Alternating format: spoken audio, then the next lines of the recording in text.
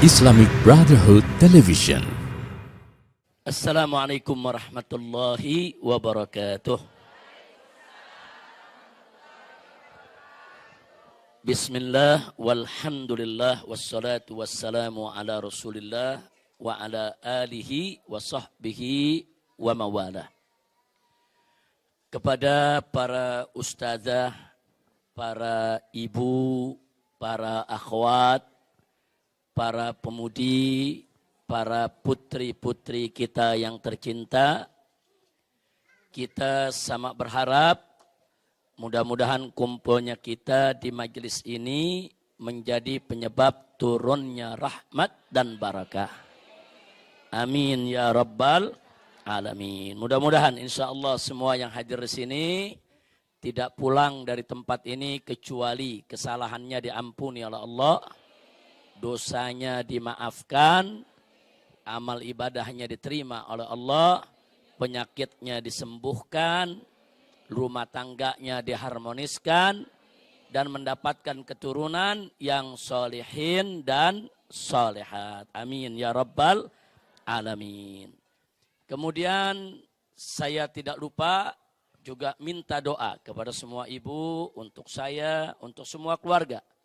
Untuk saya punya istri yang masih dalam perawatan, untuk saya punya anak, saya punya menantu, cucu, semua. Mudah-mudahan selalu dilindungi Allah subhanahu wa ta'ala.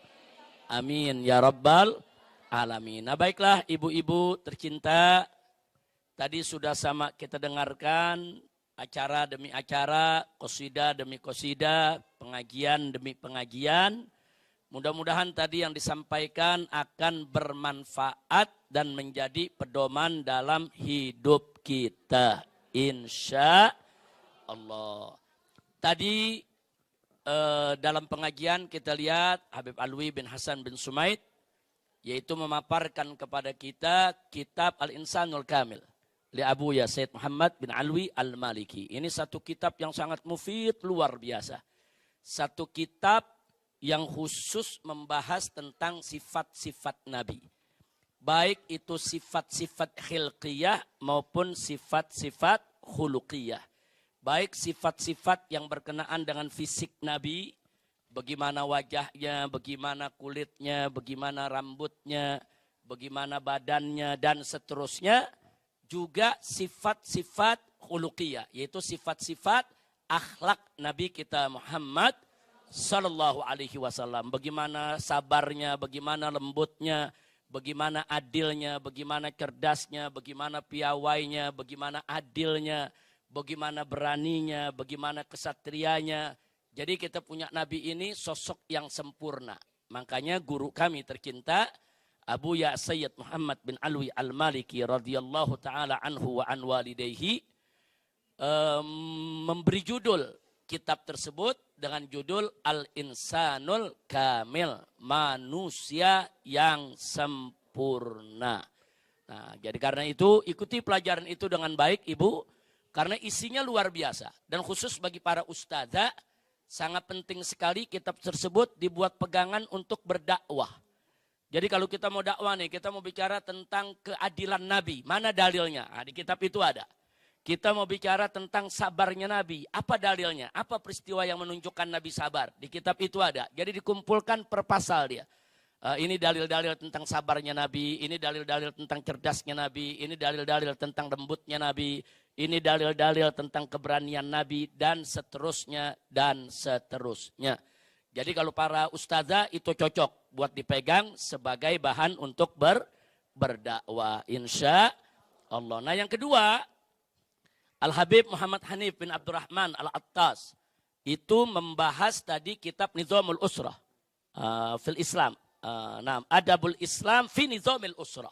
Ini juga karangan Abu Ya. Ini tentang yaitu bagaimana adab kita berumah tangga.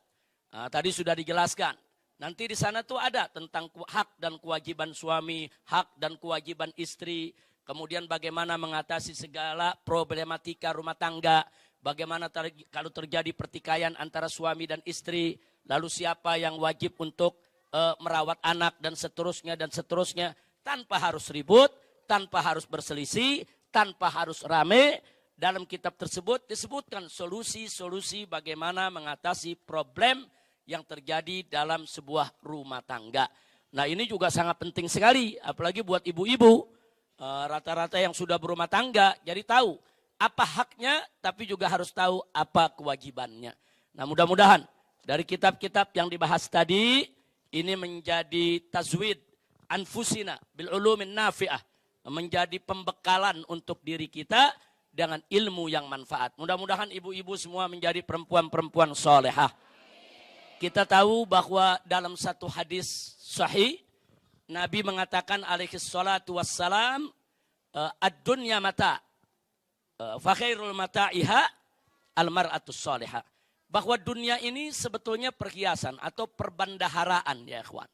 Nah sebaik-baiknya perhiasan yang ada di dunia ini adalah al-mar'atus solehah, perempuan yang solehah. Jadi perempuan itu tidak dinilai dengan cantiknya, tidak dinilai dengan yaitu penampilannya, tapi dinilai dengan akhlaknya. Semakin baik akhlaknya, maka semakin indah wanita tadi sebagai perhiasan kehidupan di dunia ini. Dan juga akan menjadi perhiasan yang indah di surga Allah subhanahu wa ta'ala. Nah jadi sekali lagi perempuan yang soleha ini penting sekali untuk ibu-ibu berjuang bagaimana menjadi perempuan soleha. Mudah-mudahan semua menjadi perempuan soleha. Amin ya rabbal alamin. Dan kemudian Nabi menjelaskan dalam hadis yang lain. Perempuan yang soleha itu bagaimana sih? Perempuan yang bagus itu bagaimana sih?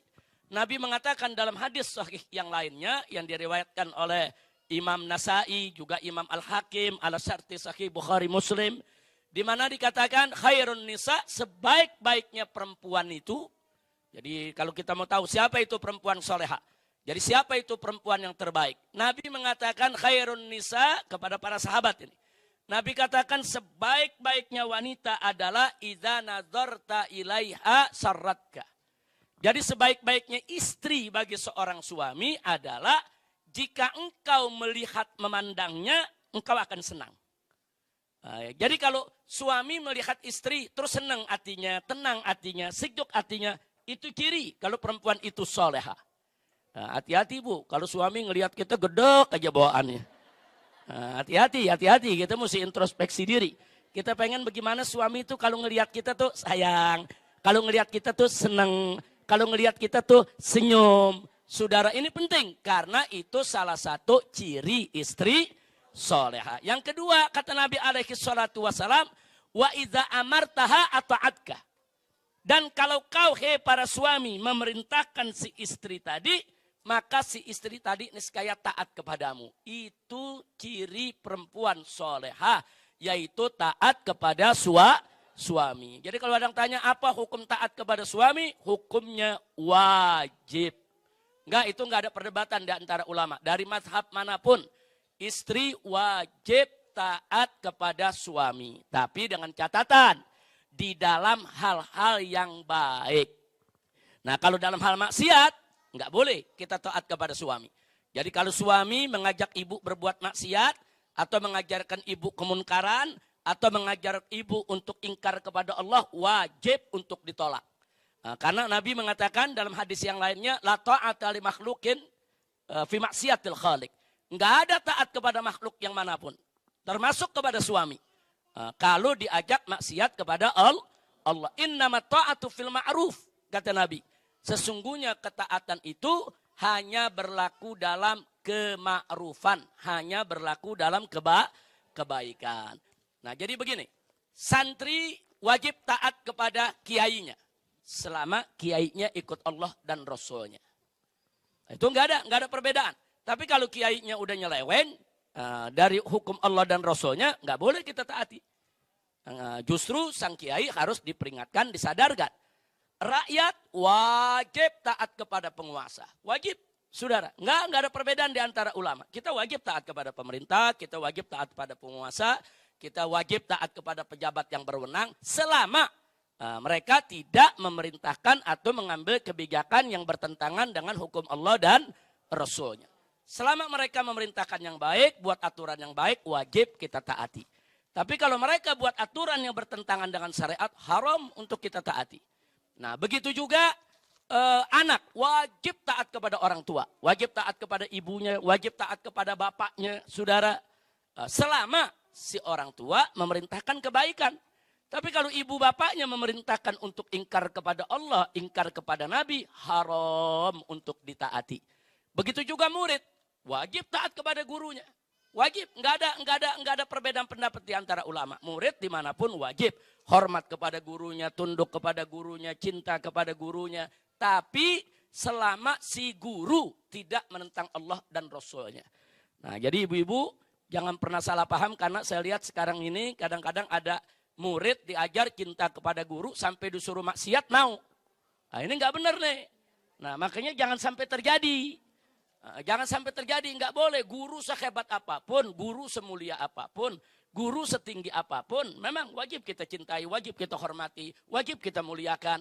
Tapi begitu dia menyuruh kita maksiat, haram untuk kita taati. Nah, kira-kira jelas, Bu? Jadi taat kepada manusia itu hanya berlaku dalam kebaikan, insya Allah. Nah, begitu juga ibu, taati kepada suami, wajib. Selama suami ibu itu memerintahkan ibu dengan suatu perkara yang tidak haram, yang bukan maksiat, yang mampu untuk ibu lakukan, dan dia tidak melanggar syariat, wajib untuk kita taati suami-suami kita. Karena ibu, jangan lupa bahwa sorganya anak itu ada di bawah telapak kaki ibu.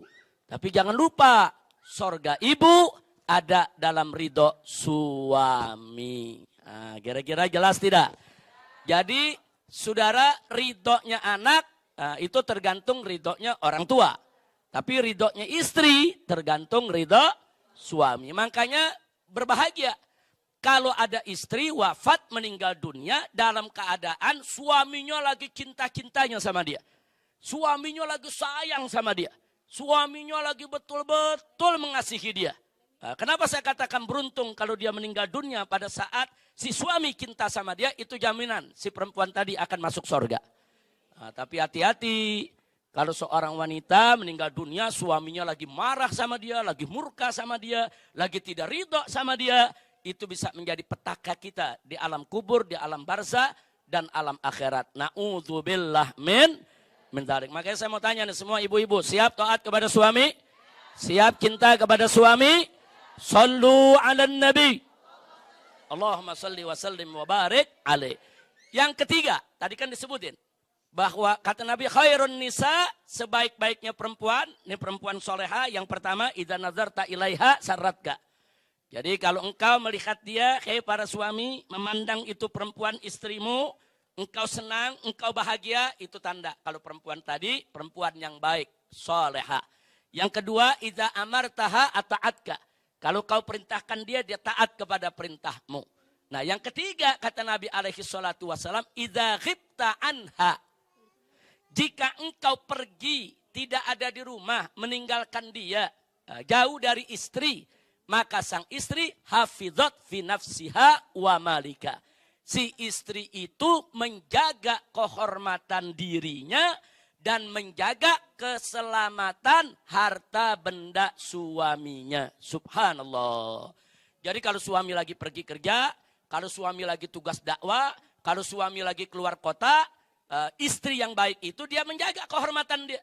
Dia menjaga kehormatannya, dia menjaga kemuliaan dirinya, dia tidak khianati suaminya. Dan dia menjaga harta suaminya sedemikian rupa. Tidak digunakan kecuali hanya untuk kewajiban-kewajiban, kebutuhan-kebutuhan rumah tangga yang semestinya. Jadi inilah ciri perempuan soleha. Tapi kalau ada suami lagi di luar, si istri ini akhirnya dia selingkuh, atau dia khianati suami, atau dia utang sana, utang sini tanpa izin suami, atau dia hambur-hamburkan harta suami tanpa ridhonya, berarti perempuan tadi tidak soleha. Kira-kira jelas, Bu? Nah, ini barusan yang saya sampaikan hadis Nabi kita Sayyiduna Muhammad sallallahu alaihi wasallam. Jadi bukan kalam ulama, bukan kalam habib, bukan kalam kiai, bukan kalam ustadz, bukan.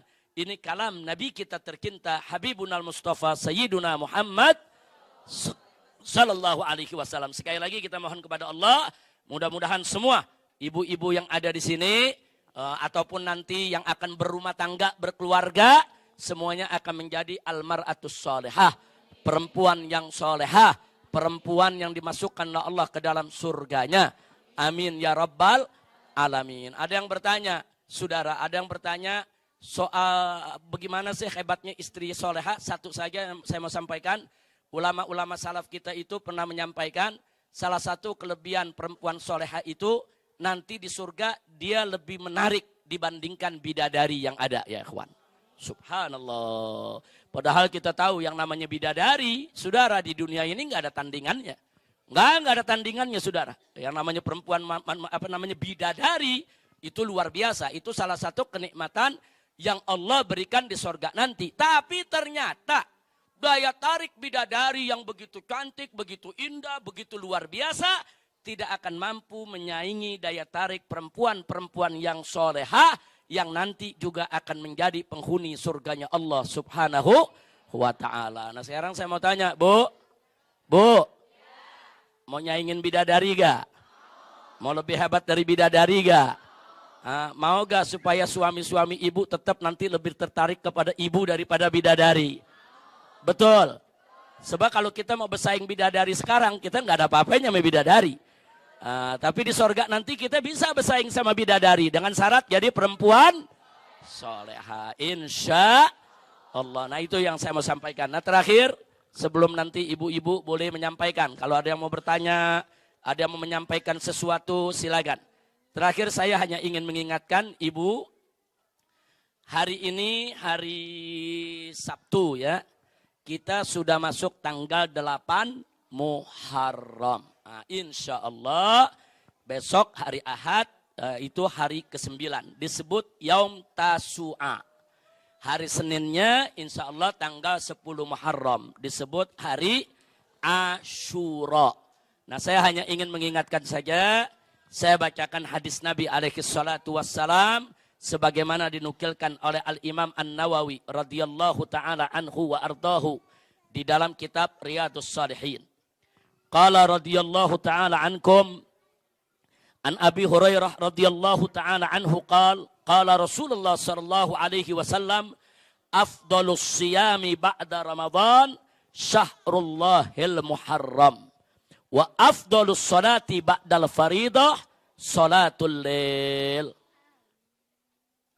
Hadis ini diriwayatkan oleh Imam Muslim bersumber dari sahabat Nabi yang bernama Abu Hurairah radhiyallahu taala anhu. Abu Hurairah itu kunyah, Bu ya.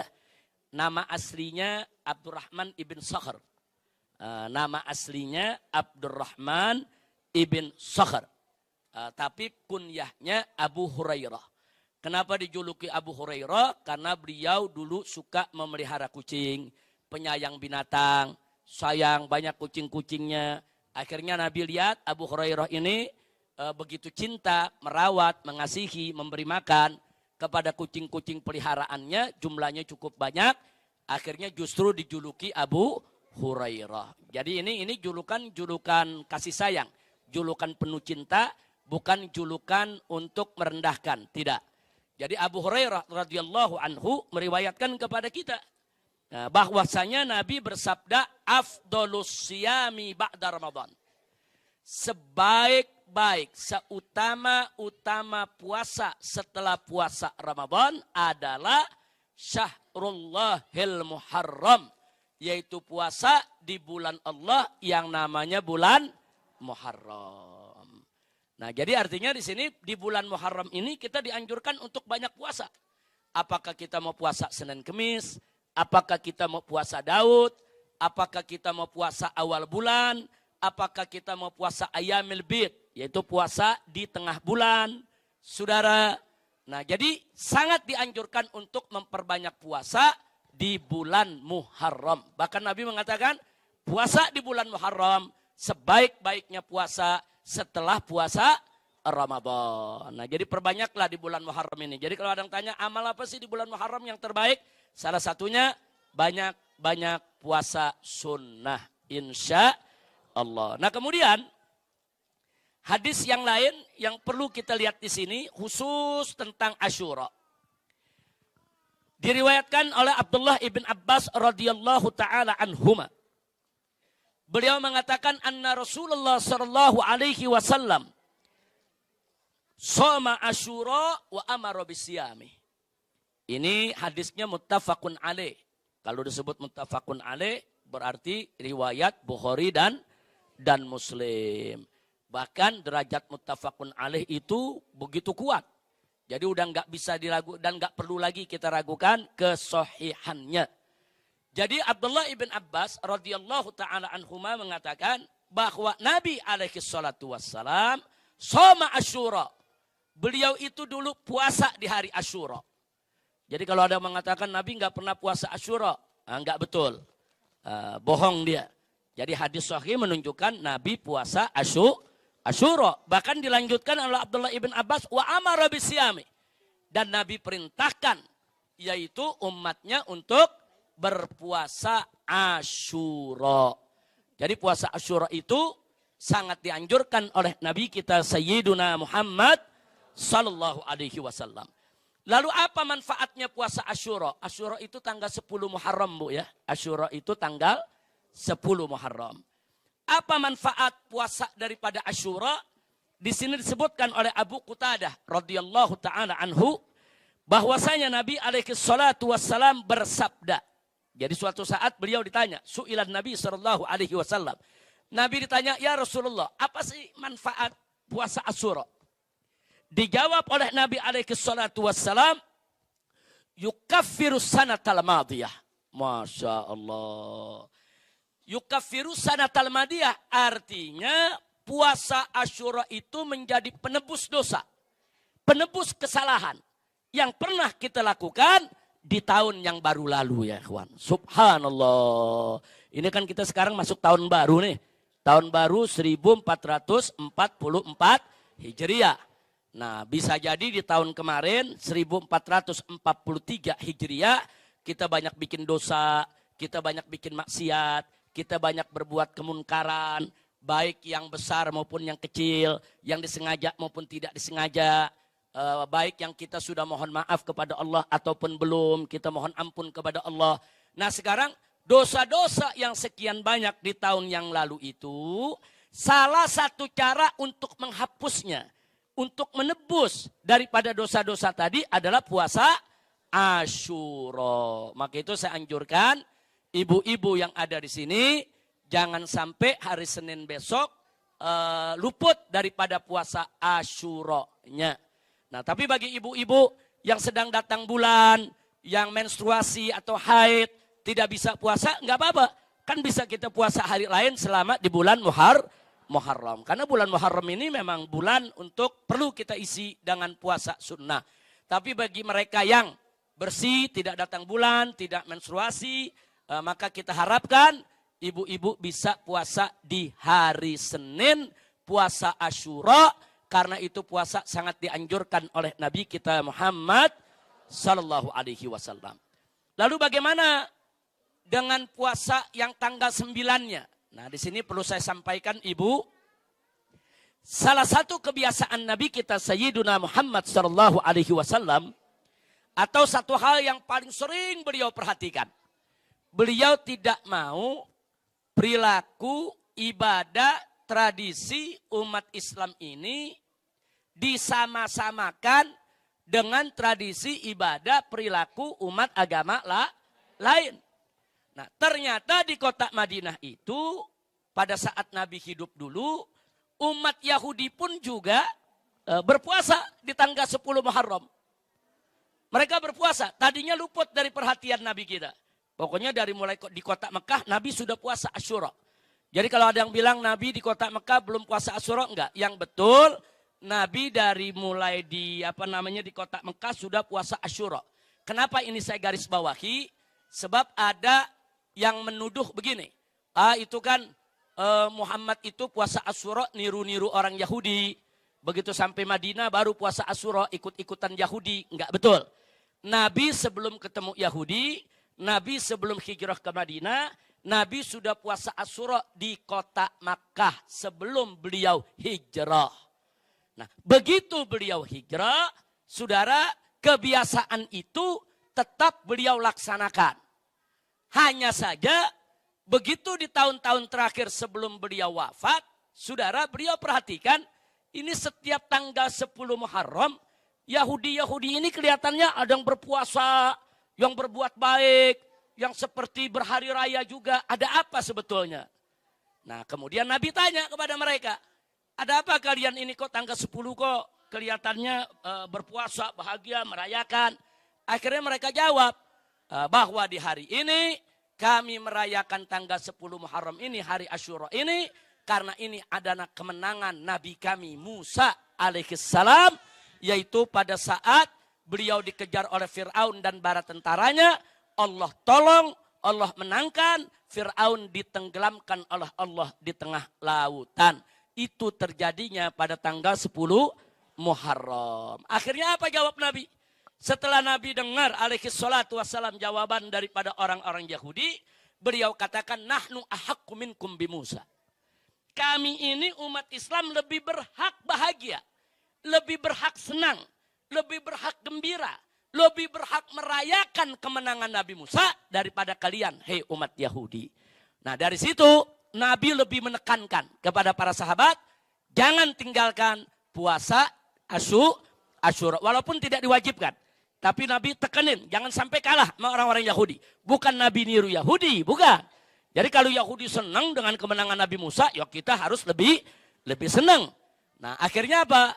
Nabi perintahkan para sahabat untuk puasa Asyura.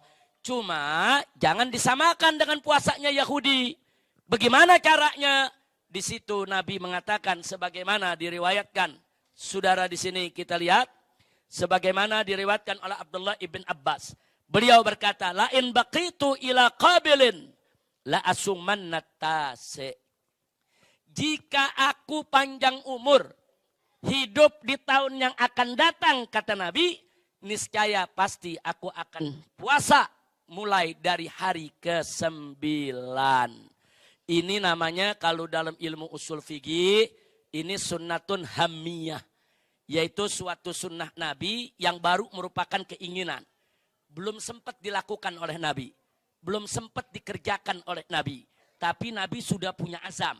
Nabi sudah punya niat. Nabi sudah punya himmah, keinginan. Kalau tahun depan aku panjang umur, aku puasa juga dari hari ke-9 disambung dengan hari ke-10. Ternyata Nabi tidak panjang umur, tahun berikutnya Nabi sudah tiada, ya ikhwan. Karena ini memang salah satu hadis di akhir-akhir daripada hidup Nabi alaihi salatu wassalam. Tapi sunnah hammiyah ini dalam konteks usul fikih termasuk sunnah Nabi. Yang kalau Nabi tidak bisa menjalankannya, kita umatnya sepatutnya menjaga keinginan Nabi alaihi salatu wassalam. Maka itu para ulama menganjurkan kita puasa 2 hari. Tanggal 9 dan tanggal 10. Lalu kalau nggak bisa bagaimana? Tanggal 9 kita nggak bisa puasa. Apa karena sakit? Apa karena musafir? Apa karena di rumah kita sedang ada acara, pernikahan dan lain sebagainya. Kita nggak bisa puasa tanggal 9, nggak apa-apa. Puasa tanggal 10 dan tanggal 11. Jadi kalau nggak bisa 9 dan 10, puasa 10 dan 11. Kalau 11-nya nggak bisa juga, nggak apa-apa. Puasa aja tanggal 10. Nah, boleh, 1 hari hanya tanggal 10. Kalau tanggal 10-nya nggak bisa juga, karena menstruasi atau ada halangan lainnya. Puasa kapan saja di bulan Muharram. Kira-kira jelas gak Bu? Insya Allah ini bisa kita amalkan. Amin ya Rabbal. Mau dosanya diampuni? Mau dosanya ditebus oleh Allah? Maka yuk rame-rame kalau tidak ada halangan. Hari Senin kita puasa Asyura. Nah kalau yang tidak berhalangan, puasa mulai besok. Yaitu tanggal 9 dan 10. Kalau yang berhalangan, puasa 10 dan 11. Kalau nggak bisa 2 hari begitu, ya sekurang-kurangnya puasa tanggal 10. Mudah-mudahan ibu semua diberikan sehat walafiat, bisa puasa, bisa menjalankan sunnah Nabi kita Sayyiduna Muhammad sallallahu alaihi wasallam. Nah itu saja yang bisa saya sampaikan. sekedar tambahan daripada pengajian ini, mudah-mudahan manfaat.